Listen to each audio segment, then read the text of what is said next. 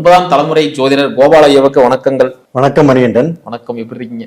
நல்லா இருக்கிறோம். சிறப்பு சிறப்புங்க ஐயா. தமிழ் புத்தாண்டு பலன்கள் பார்த்துட்டு வந்துட்டு இருக்கோம். இன்னைக்கு நம்ம பார்க்கக்கூடிய ராசி மிதுன ராசி. ஸோ மிதுன ராசிக்கு இந்த வருஷம் ஒரு மாற்றம் கிடைக்குமா, மேலே வர முடியுமா அப்படின்னு எதிர்பார்த்துட்டு இருக்காங்க. அதுக்கு முன்னாடி இந்த வருஷத்துல கோச்சார ரீதியாக எந்தெந்த பயிற்சிகள் இருக்கு, எப்போ இருக்கு, அதனால என்ன மாதிரி மாற்றங்களை நிகழப்போகுது அப்படிங்க கொஞ்சம் சொல்லுங்கய்யா. ஃபர்ஸ்ட் எல்லாத்துக்கும் தமிழ் புத்தாண்டு வாழ்த்துக்கள் நான் மனதார சொல்லிக்கிறேன். மிதுன ராசி, மிதுன ராசிக்கு மிகையான சந்தோஷம் வரவிருக்கிறது. அருமையா சொன்னீங்க. ஏன் சொல்ற அப்படின்னா, இப்ப மிதுன ராசிக்காரங்க கேட்டாங்கன்னா நெஞ்சில பால வாத்தீங்க அப்படின்னு சொல்லுவாங்க. ஏன் சொல்றீங்கன்னா, அவங்க கடந்த 3 வருடம் 4 வருடம் கஷ்டப்பட்டாங்க, அதை விட்டுருங்க. இந்த கடந்த 1 வருடம் மட்டும் அவங்க பாத்தீங்கன்னா ரொம்பவுமே மனசு நொந்து போய் மிகவும் மன குழப்பத்தோடு நான் ஏண்டா பிறந்தேன் அப்படிங்கிற அளவுக்கு மனசு வலிச்சு வாழ்ந்துட்டு இருக்கிறாங்க. அவர்களுக்கு இந்த இந்த பதிவே அவங்களுக்கு நான் சந்தோஷமாக போடுறேன். ஏன் சொல்றேன் அப்படின்னா, அந்த குரு பகவான் வரக்கூடிய ஜூன் மாசம் 2ஆம் தேதி மிதுனத்திலிருந்து பெயர்ச்சியாகி மிதுனத்துக்கு 2ஆம் இடத்தில் கடகத்தில் உச்ச பலத்தோடு அமரப்போகிறார். அதாவது ஜென்ம குருவா இருந்து இவ்வளவு நேரம் கஷ்டப்பட்டு இருந்தவங்களுக்கு 2ஆம் இடத்துல போறாரு.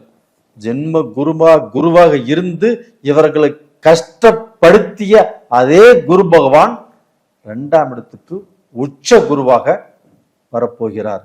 இது எவ்வளவு பெரிய அற்புதம் தெரியுங்களா? எனக்கே ரொம்ப ரொம்ப சந்தோஷமா இருக்குது. அது போக இவங்களுக்கு ராகு பகவான் 9ஆம் இடத்துல, அது போக கேது பகவானும் 3ஆம் இடத்துல, சனி பகவான் திரிகோணத்தில். அப்போ இந்த பெயர்ச்சிகள் அப்படிங்கிறது இந்த மிதுன ராசிக்காரங்களுக்கு எப்படி இருக்கும் அப்படின்னா, இந்த 2ஆம் இடத்துல குரு உட்கார்ந்துருக்கிறார் இல்லைங்களா, இவங்க பாத்தீங்கன்னா இப்ப மிதுன ராசிக்காரங்களுக்கு எப்பவுமே அவங்க நிறைய பேசுவாங்க, அவங்க அடுத்தவங்களுக்கு வழிகாட்டியா இருப்பாங்க. இப்ப இப்ப நீங்க மிதுன ராசின்னு வச்சுக்கோங்க, உங்களால இன்னைக்கு நல்லா இருக்கிறவங்க நீங்க விரல் விட்டு அப்படி சொல்லிட்டே போயிட்டு இருக்கலாம். அந்த அளவுக்கு உங்களுடைய அறிவு, உங்களுடைய திறமை. அது போக மிதுன ராசிக்காரங்க பேசலினா செத்தே போயிடுவாங்க. அவங்க அளவுக்கு அதிகமாக பேசக்கூடிய நபர்கள். எதிர்பால் இனத்தவர் அவங்க என்ன பேசுறாங்க அப்படிங்கிறது காதுல வாங்கிக்கவே மாட்டாங்க. இவங்க தான் பேசிட்டே இருப்பாங்க. அப்படி எல்லாமே பேசி அடுத்தவர்களை நம்பி அடுத்தவர்களை உருவாக்கி இவர்கள் பார்த்தவர்கள். ஆனா இவங்க அட்ரஸ் இல்லாம போயிட்டாங்க.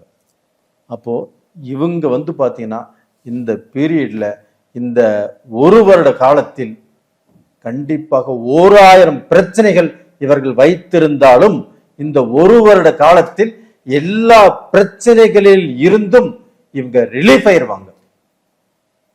இது நான் மனசார சொல்றேன், நல்ல ஆழமாக கணித்தும் சொல்கிறேன். மிதுன ராசிக்காரர்கள் மீண்டு வந்துருவாங்க. அப்போ அவங்களுக்கு கடன் இருக்காது. மெயினா அந்த விஷயத்த சொல்லுங்கய்யா. புரியுதுங்களா? அவங்க பாத்தீங்கன்னா கடன் கடன் கடன். இவங்க அடுத்தவங்களுக்கு கொடுக்கக்கூடிய பொசிஷன்ல இருந்தவங்க கூட இவங்க கடன் பட்டு கடன் வாங்கி அந்த கடனை கட்ட முடியாத சூழ்நிலைக்கு இவங்க இந்த செல்போனையுமே ஆஃப் பண்ணிக்கிற அளவுக்கு வந்துருச்சு இவங்க சூழ்நிலை. அப்ப அவங்களுக்கு எவ்வளவு பெரிய மன வேதனை, மனசு அப்படியே ரணமாகி, என்னை எப்பவுமே அவங்க கொடுத்த வாக்கு காப்பாத்துறவங்க. அவங்களுக்கு பாத்தீங்கன்னா திருட தெரியாது, பொய் சொல்ல தெரியாது, நல்ல அறிவாளிகள். அவங்களுக்கு இந்த மாதிரி ஒரு சூழ்நிலை வந்திருக்குது அப்படின்னா அவர்களாலேயே நம்ப முடியல, என்னாலையும் நம்ப முடியல. அப்படிப்பட்டவர்களுக்கு 2ஆம் இடத்தில் குரு. இவங்க என்ன சொல்றாங்களோ அது நடக்கும். அப்போ இவங்க எது நினைக்கிறாங்களோ அதை செய்யலாம்.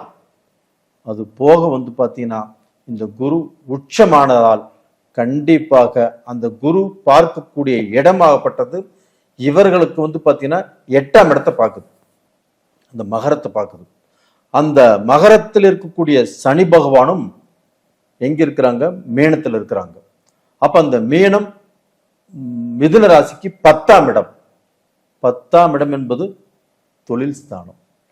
அப்போ வந்து மிதுன ராசிக்காரங்க ஒரு அடுத்தவங்க சொல்லி தொழிலை ஆரம்பிச்சு நம்பி கெட்டாங்க. அதுபோக இவங்களே ஒரு தொழிலை ஆரம்பிச்சு இதனால் நம்ம லாபம் சம்பாதிப்போம், நல்லது நடக்கும் அப்படின்னு நினைச்சு வீட்டில் இருக்கக்கூடிய மனைவியுடைய தங்கம் நகைகள் எல்லாத்தையுமே அடகு வச்சு கொண்டு வந்து அந்த இன்வெஸ்ட் பண்ணி அது எல்லாமே லாஸ் ஆச்சு. அப்போ இவங்க வந்து பார்த்தீங்கன்னா இவங்களுக்கு வேலையாட்கள் சிறப்பாக அமையல, சூஸ் பண்ண தொழிலும் சரியில்லை. அதனால வந்து பார்த்தீங்கன்னா இன்னைக்கு அடிமட்ட லெவலுக்கு போயிட்டாங்க. மீண்டும் அவர்கள் நல்ல பொசிஷனுக்கு வந்தே ஆவாங்க. அப்போ அவர்களுக்கு இப்போ நல்ல நேர காலங்கள் வந்தாச்சு. அப்போ இந்த பீரியட்ல அந்த சனி பகவானும் நல்லா இருக்கிறாங்க. அப்போ இந்த பீரியட்ல அவங்க நினைத்த ஆசைப்பட்ட அந்த தொழிலை தாராளமாக செய்யலாம். சிறப்புங்க. அதே மாதிரி திருமணம் அதுக்காக வெயிட் பண்ணிட்டு இருக்கிறவங்களுக்கும் மறுமணம் அவங்களுக்கும் இந்த காலகட்டத்தில் எப்படி இருக்கு? கண்டிப்பாங்க. அப்போ வந்து இதை சொல்லி முடிச்சிடறேன், அப்ப நான் சொல்றேன். அப்போ அந்த தொழில் மூலியமாக இவங்கள் கொஞ்சம் கொஞ்சமாக சம்பாரிச்சு அப்புறம் நிறைய சம்பாரிச்சு இவங்களுக்கு இருக்கக்கூடிய கடனை சுத்தமாக அடைச்சிருவாங்க. சுத்தமாக அடைச்சிட்டு மீண்டும் அதுல காசு மிச்சம் பண்ணி அந்த காசை கொண்டு போய் ஒரு இடம் வாங்குவாங்க, ஒரு வீடு கட்டுவாங்க. அப்படியே படிப்படியாக டெவலப் ஆகி நல்ல பொசிஷனுக்கு வந்துடுவாங்க. இந்த வார்த்தையை சொல்வதற்கு நான் பல நாளாக காத்துட்டு இருந்தேன். இன்னைக்கு இந்த வார்த்தையை இவங்களுடைய நேர காலங்களை கணித்து சொல்வதில் நான் ரொம்பவே சந்தோஷப்படுறேன். அதுக்கு அடுத்தது நீங்க கேட்ட கேள்வி என்ன கேள்வினா, திருமண வாழ்க்கை மற்றும் மறுமணம். இப்போ வந்து பார்த்தீங்கன்னா இவங்களுக்கு வந்து ராகு பகவான் 9ஆம் இடத்துல இருக்கிறாங்க.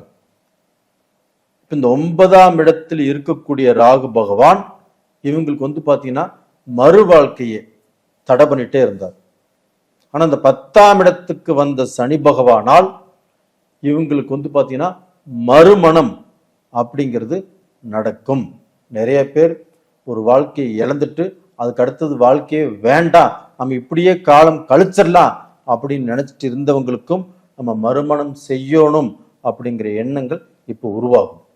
மறுமணத்துக்கோசரம் பொண்ணு தேடியோ மாப்பிள்ளை தேடியோ அது கிடைக்காமல் தடைபட்டு நிறைய பேர்த்துக்கு நிக்குது.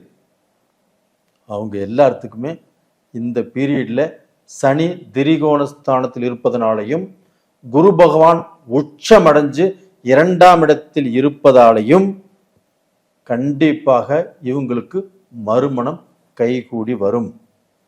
அது போக 2வது வந்து பார்த்தீங்கன்னா அந்த திருமணத்துக்கோசரம் காத்துட்டு இருக்கிறாங்க இல்லையா, மிதுன ராசியில் பிறந்தவங்க ஆண்களாகட்டும் பெண்களாகட்டும் இவர்களுக்கு திருமண பேச்சு தாராளமாக பேசலாம். இந்த பீரியட்ல பொண்ணு பார்த்தாலும் சரி மாப்பிள்ளை பார்த்தாலும் சரி திருமண பேச்சு பேசினாலும் சரி கண்டிப்பாக தடைபடாது. ஏன்னா கடந்த வருஷத்துல மாப்பிள்ளைக்கும் பொண்ணுக்கும் மாப்பிள்ளை இதுதான் பொண்ணு இதுதான் பேசி அந்த திருமணங்கள் நிறைய தடங்கல் பட்டிருக்குது. தட்டத்துல தாலியே வந்து மண்டபத்தில் வந்து கல்யாணம் நடக்காமல் போயிருக்குது, பேசி வச்ச கல்யாணங்களும் நடக்காமல் போயிருக்குது. அது மாதிரி பிரச்சனைகள் இந்த பீரியட்ல இந்த காலகட்டத்துல கண்டிப்பாக வராது. அது போக இதுல வந்து பாத்தீங்கன்னா புனர்பூச நட்சத்திரத்துல பிறந்தவங்களுக்கு இந்த பீரியட்ல வந்து பாத்தீங்கன்னா அவங்க ஏதாவது ரூபத்துல தெய்வ ஆன்மீகத்துல ரொம்ப நல்லா இருப்பாங்க. அவங்க ஏதாவது கோயிலுக்கு கும்பாபிஷேகம் பண்ணலாம், இல்லை ஒரு கோயில் கட்டி அழகு பார்க்கலாம், இல்லைன்னா உயர்ந்த பதவிகள் கண்டிப்பாக அவர்களுக்கு இது நடந்தே தீரும். அது போக பெரியோர்களிடத்தில் பாராட்டும், பெரியோர்கள் இவங்களை பார்த்து கையெடுத்து கும்பிடக்கூடிய சூழ்நிலையும் கண்டிப்பாக இவர்களுக்கு வரும். அது போக திருவாதிரை நட்சத்திரம் சதயம், அதாவது திருவாதிரை நட்சத்திரத்தில் பிறந்தவங்க ராகுடைய ஆதிக்கத்தில் பிறந்தவங்க. அப்ப அந்த ராகுடைய ஆதிக்கத்தில் பிறந்திருந்தாலும் இந்த பீரியடு குரு உச்சமாவதால் கண்டிப்பாக இவர்கள் வெளிநாடு போய் வெளிநாடில் சம்பாதித்து இவங்க இந்தியாவில் அவங்களுடைய குடும்பத்தை காப்பாற்ற முடியும். இவங்களுக்கு வந்து பார்த்தீங்கன்னா சில லட்சியங்கள் இருக்கும், நான் வீடு கட்டணும் இடம் வாங்கணும் அப்படின்னு நிறைய பேர் வெளிநாடே போயிருப்பாங்க. கனடா, ஆஸ்திரேலியா, ஸ்பெயின், நார்வே, இது மாதிரி எத்தனையோ வெளிநாடுகள் இருக்குது, அந்த நாடுகளுக்கு போயிருப்பாங்க. அங்கே போய் இன்னைக்கும் கஷ்டப்பட்டு இருக்கிறாங்க. அவங்களுடைய கஷ்டம் எல்லாமே இந்த பீரியட்ல அழிஞ்சு போகும். அந்த கஷ்டத்திலிருந்து இவங்க விடுதலையாகி இவங்களுடைய எண்ணங்கள் கண்டிப்பாக பூர்த்தி அடையும். அப்ப இவங்களுடைய லட்சியங்கள் கண்டிப்பாக நல்ல பொசிஷனுக்கு வரும். இவங்க லட்சியங்கள் ஒர்க் அவுட் ஆகும். மிருக சீர்ஷம் நட்சத்திரத்துல பிறந்தவங்களாப்பட்டது அவர்களுக்கு இந்த பீரியடில் கண்டிப்பாக பதவி உயர்வு கிடைக்கும். அவங்க கஷ்டப்பட்டு வேலை செஞ்சிருப்பாங்க, அதற்குண்டான சம்பளம் கிடைச்சிருக்காது. அந்த சம்பளமும் இந்த பீரியட்ல உயர்வாக கிடைக்கும். அப்போ அவங்க ஆசைப்பட்ட அளவுக்கு சம்பாதனை பண்ணி அவங்க மனசுக்குள்ள என்னென்ன ஆசைகள் இருக்குதோ அதை அத்தனையும் பூர்த்தி பண்ணக்கூடிய ஒரு அற்புதமான காலம்தான் இந்த காலகட்டம். ரெண்டாவது பார்த்தீங்கன்னா, இந்த மிதுன ராசியில பிறந்தவங்களுக்கு இந்த கண் சம்பந்தப்பட்ட பிரச்சனை, இந்த கண்ணுல சில கோளாறும் வந்திருக்கும். அவங்களுக்கு வந்து பார்த்தீங்கன்னா, அது போக இந்த முட்டிங்கால், இந்த கீழ் பாதம், இந்த மாதிரி வழியெல்லாம் வந்திருக்கும். அது வந்து பார்த்தீங்கன்னா ஒரு தீராத பிரச்சனையாகவே இருந்துட்டு இருக்கும். அந்த பிரச்சனைகளும் இந்த பீரியட்ல, இந்த வருடத்துல கண்டிப்பாக தீரும். அப்போ அவங்க வந்து மருத்துவம் போய் பார்த்தாங்கன்னா இது நாள் வரைக்கும் தீராத பிரச்சனைகளும் இந்த பீரியட்ல தீர்வதற்கு வாய்ப்பு இருக்கிறது. நண்பர்களிடம் கொடுத்த பணம் திரும்பி கிடைக்குமா? 4 வருஷம் ஆச்சு நீ வாங்கவே முடியல அப்படின்னா இந்த காலத்திலேயாச்சும் வருமா? அதாவது நண்பர்களுக்கு பணம் கொடுத்துருப்பாங்க, இவங்களுடைய உறவினர்களுக்கும் பணம் கொடுத்து உதவி செஞ்சுருப்பாங்க. இவங்க உதவி செஞ்சு இவங்கிட்ட கேட்டு வாங்கிட்டு போனவங்க அவங்க நல்லா இருக்கிறாங்க. இவங்க அவங்களுக்கு கொடுத்துட்டு அவங்க கடன் கேட்கும்போது எந்த சூழ்நிலை இருந்தாங்களோ அவங்களோட மோசமான சூழ்நிலைக்கு வந்துட்டாங்க. கடன் கொடுக்காதீங்க, யாரையுமே நம்பாதீங்க அப்படின்னு சொன்னாலும் மிதுன ராசிக்காரர்கள் கேட்பதில்லை. இப்போ அவங்க கொடுத்து அனுபவிச்சுட்டாங்களா? இனிமேல் கேட்டால் கொடுப்பாங்களா? கொடுக்க மாட்டாங்க. அதே சமயத்தில் நண்பர்களுக்கோ உறவினர்களுக்கோ இவங்க வந்து பார்த்தீங்கன்னா உதவி செஞ்சு பணம் கொடுத்துருந்தாலும் இனிமேல் அது மொத்தமாக வராது, கொஞ்சம் கொஞ்சமாக வருவதற்குண்டான வாய்ப்புகள் இருக்கிறது. இந்த காலகட்டத்தில் இவங்க எந்த விஷயத்துல ரொம்ப ஜாக்கிரதையா இருக்கும்? இவங்க எந்த விஷயத்துல ஜாக்கிரதையா இருக்கணும் அப்படின்னா, இவங்க முதல் பேசுறத கொஞ்சம் கம்மி பண்ண சொல்லுங்க. நிதானமா. ஏன்னா இவங்க வந்து அப்படி கட்ட கட கட கடன்னு பேசி ஒப்பிச்சிடுறாங்க. அப்ப இவங்க பேசுறத குறைக்க சொல்லுங்க. அடுத்தவர்களை பேசுவதை கொஞ்சம் கேட்க சொல்லுங்க. அப்படி கேட்டாங்கன்னா கண்டிப்பா இவங்களுக்கு நல்லது. அது போக வந்து பார்த்தீங்கன்னா எல்லாத்தையுமே நம்ப வேண்டாம். எல்லாத்தையுமே இவங்க நம்புறது இவருடைய பழக்கம். அப்ப எல்லாத்தையுமே நம்புறதுனால யாரோ ஒருத்தர் நம்பி செய்யக்கூடாத செஞ்சு மாட்டிக்கிறாங்க.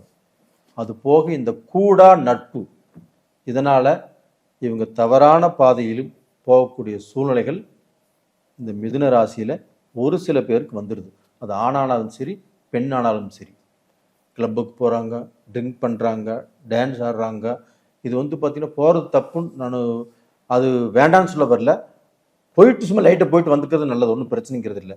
இதில் போயிட்டு வந்து பார்த்தீங்கன்னா நிறைய பேர் மாட்டிக்கிறாங்க, பெண்கள் விஷயத்தில் மாட்டிக்கிறாங்க, சூதாடுறாங்க. அதனால் இந்த நட்பு இப்போ பார்த்து பழக சொல்லுங்க. அப்படியே பழகினாலும் இந்த மாதிரி விஷயத்துக்கு போக வேண்டாம்னு சொல்லுங்க. அதே சமயத்தில் இந்த குரு பகவான் உச்சமானதுனால, 2ஆம் இடத்துல உச்சமானதுனால யார் யார் இந்த கெட்ட பழக்க வழக்கங்களில் ஈடுபட்டு இருக்கிறார்களோ அவங்களை எல்லாமே சுத்தம் பண்ணி அந்த கெட்ட பழக்க வழக்கத்துக்கு போகாமல் இந்த குருவுடைய பீரியடு கண்டிப்பாக செஞ்சிடும். இதனால அவங்களுடைய மனைவிமார்கள் இல்லைன்னா கணவன்மார்கள் நிறைய வருத்தப்பட்டு இருக்கிறாங்க. அந்த வருத்தம் கண்டிப்பா தீரும். இந்த காலகட்டத்தில் இவங்க வழிபட வேண்டிய வழிபாடு நீங்க இந்த காலகட்டத்தில் இவங்க வழிபட வேண்டிய தெய்வம் எது அப்படின்னா லக்ஷ்மி நரசிம்மர். அந்த லக்ஷ்மி நரசிம்மர் கோயிலுக்கு வியாழக்கிழமை அன்னைக்கு போக சொல்லுங்க. போய் வந்து பார்த்தீங்கன்னா அந்த தெய்வத்துக்கு மனதார வணங்கி நெய்யபிஷேகம் செய்து இவங்களுடைய கஷ்டங்களை அந்த தெய்வத்துடைய காலடியில் போட்டு வர சொல்லுங்க. கண்டிப்பாக இவர்கள் நினைத்து போன விஷயத்துக்கு பரிகாரம் அங்கே கிடைக்கும். கண்டிப்பா நல்லா இருப்பாங்க. சிறப்பு, ரொம்ப அற்புதமா சொன்னீங்க. மீண்டும் அடுத்த காலம் சந்திக்கலாம். நன்றி.